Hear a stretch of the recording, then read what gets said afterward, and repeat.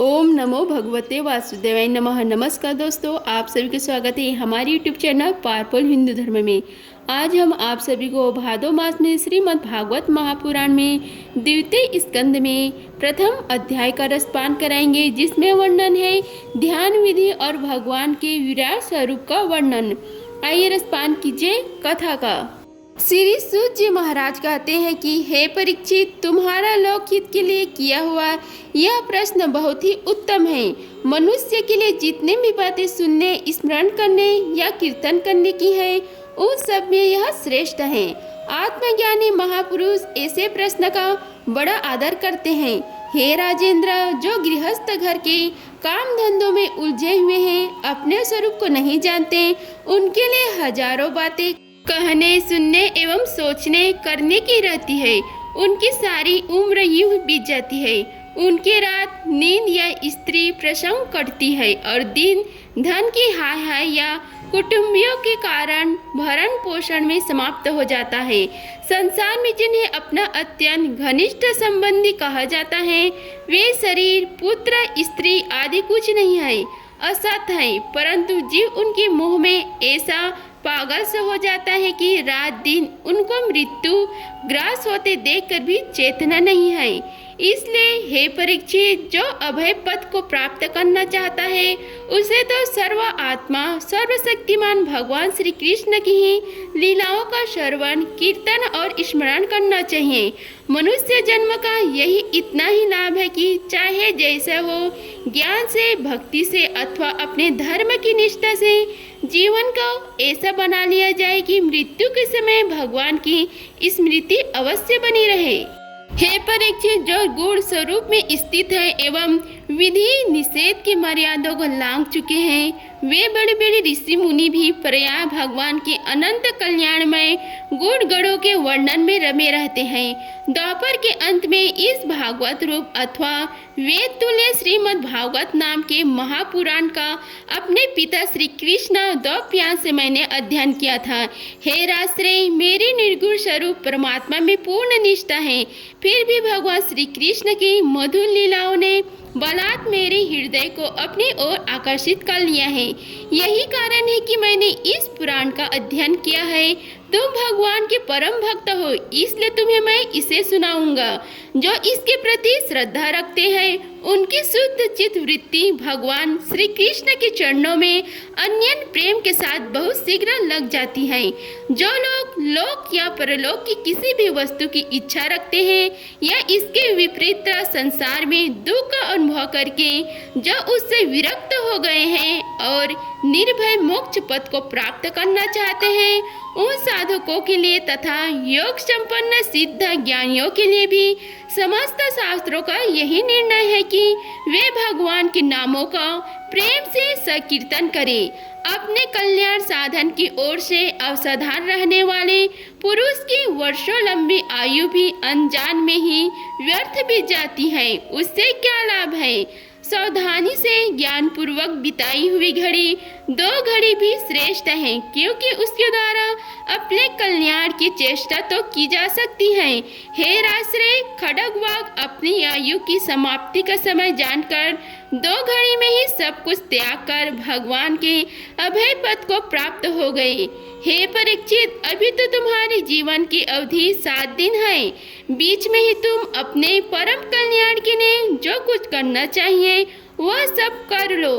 मृत्यु के समय आने पर मनुष्य घबराए नहीं। उसे चाहिए कि वह वैराग्य के शास्त्र से शरीर और उससे संबंध रखने वाले लोगों के प्रति ममता को काट डाले। धैर्य के साथ घर से निकलकर पवित्र तीर्थ के जल में स्नान करें और पवित्र तथा एकांत स्थान में विधि पूर्वक आसन लगाकर बैठ जाएं। तत्पश्चात परम पवित्र अ उ म इन 3 मंत्रों से युक्त प्रणव का मन ही मन जाप करें। प्रणव वायु को वश में करके मन का दमन करें और एक क्षण के लिए भी प्रणव का न भूलें। बुद्धि की सहायता से मन के द्वारा इंद्रियों को उनके विषय से हटा लें और कर्म की वासनाओं से चंचल हुए मन को विचार के द्वारा रोककर भगवान के मंगलमय रूप में लगाएं। स्थिर चित्त से भगवान के श्री विग्रह में से किसी एक अंक का ध्यान करें। इस प्रकार एक एक अंक का ध्यान करते करते विषय वासना से रहित मन को पूर्ण रूप से भगवान में ऐसा तल्लीन कर दे कि फिर और किसी विषय का चिंतन ही न हो। वही भगवान विष्णु का परम पद है, जिसे प्राप्त करके मन भागवत प्रेम रूप आनंद से भर जाता है। यदि भगवान का ध्यान करते समय मन रजोगुण से विक्षिप्त या तमोगुण से मूढ़ हो जाए तो घबराए नहीं। धैर्य के साथ योग धारण करके द्वारा उसे वश करना चाहिए, क्योंकि धारणा उक्त दोनों गुणों के दोषों को मिटा देती है। धारणा स्थिर हो जाने पर ध्यान में जब योगी अपने परम मंगलमय आश्रम भगवान को देखता है, तब उसे तुरंत ही भक्ति योग की प्राप्ति हो जाती है। परीक्षित ने पूछा, हे ब्राह्मण देवता, धारण किस साधन से किस वस्तु में तथा किस प्रकार की जाती है और उसका क्या स्वरूप माना गया है, जो शीघ्र ही मनुष्य के मन को मैला कर देती है। श्री सुखदेव महाराज जी ने कहा, हे परीक्षित, आसन, श्वास, आसक्ति और इंद्रियों पर विजय प्राप्त करके फिर बुद्धि के द्वारा मन को भगवान के स्थिर रूप में लगाना चाहिए। यह कार्य रूप संपूर्ण विश्व जो कुछ कभी था, है या होगा, सब का सब जिसमें दिख पड़ता है, वही भगवान का स्थूल से स्थूल और विराट शरीर है। जल, अग्नि, वायु, आकाश, अहंकार, महातत्व और प्रकृति, इन 7 आवरणों से घिरे हुए इस ब्रह्मांड शरीर में जो विराट पुरुष भगवान है, वे ही धारणा के आश्रय हैं। उन्हीं की धारणा की जाती है। तत्वज्ञ पुरुष उनका इस प्रकार वर्णन करते हैं, पताल विराट पुरुष के तल में है, उनकी एड़ियां और पंजे रसतल है, दोनों गुल्फ एड़ी के ऊपर की गांठें महातल है, उनके पैर की पिंडे तलातल है। विश्व मूर्ति भगवान के दोनों घुटने सुतल हैं, जंघे वितल और अतल हैं, पेंडु भूतल है और परीक्षित उनके नाभि रूप सरोवर को ही आकाश कहते हैं। आदि पुरुष परमात्मा की छाती को स्वर्गलोक, गले को महालोक, मुख को जनलोक और ललाट को तपोलोक कहते हैं। उन सहस्त्र सिर वाले भगवान का मस्तक का समूह ही सत्यलोक है। इंद्र आदि देवता उनकी भुजाएं हैं, दिशाएं कान और शब्द श्रवण इंद्रियां हैं। ये दोनों अश्वि कुमार उनकी नासिका के छिद्र हैं। गंध घनेन्द्रिया और धधकती हुई आग उनका मुख है।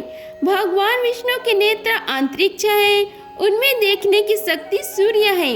दोनों पल के रात और दिन है। उनकी भ्रूविलास ब्रह्मलोक है, तालु जल है और जिह्वा रस। वेदों के भगवान ब्रह्मरंध कहते हैं और यम को डांढे। सब प्रकार की स्नेह दात है और उनकी जगन्मोहिनी माया को ही उनकी मुस्कान कहते हैं। यह अनंत सृष्टि उसी माया का कटाक्ष विक्षेप है। लज्जा ऊपर का होठ और लोभ नीचे का होठ है। धर्म स्तन और अधर्म पीठ है। प्रजापति उसके मूत्रेंद्रिय है। मित्र वरुण अंडकोश है। समुद्र कोख है और बड़े बड़े पर्वत उनकी हड्डियां हैं। हे राजन, विश्वमोदी विराट पुरुष की नाड़ियां नदियां हैं। वृक्ष रोम है, परम प्रबल वायु श्वास है। काल उनकी चाल है और गुड़ों का चक्कर लगाते रहना ही उनका कर्म है। हे परीक्षित, बादलों को उनके केस मानते हैं। संध्या उन अनंत का वस्त्र है।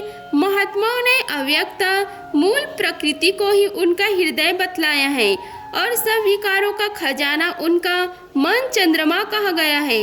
महातत्व को सर्वात्मा भगवान का चित्त कहते हैं और रुद्र को उनका अहंकार कहे गए हैं। घोड़े, खच्चर, ऊंट और हाथी उनके नख है। वन में रहने वाले सारे मृग और पशु उनके कटी प्रदेश में स्थित हैं। तरह तरह की पक्षी उनके अद्भुत रचना कौशल है। स्वयंभू मनु उनकी बुद्धि है और मनु की संतान मनुष्य उनके निवास स्थान है। गंधर्व, विद्याधर, चरण और अप्सराएं उनके षडज आदि स्वरों की स्मृति है। दैत्य उनके वीर्य है। ब्राह्मण, मूक, क्षत्रिय, भुजाएं, वैश्य, जंघाएं और शूद्र उन विराट पुरुष के चरण है। विविध देवताओं के नाम से जो बड़े बड़े द्रव्यमय यज्ञ किए जाते हैं वे उनके कर्म हैं।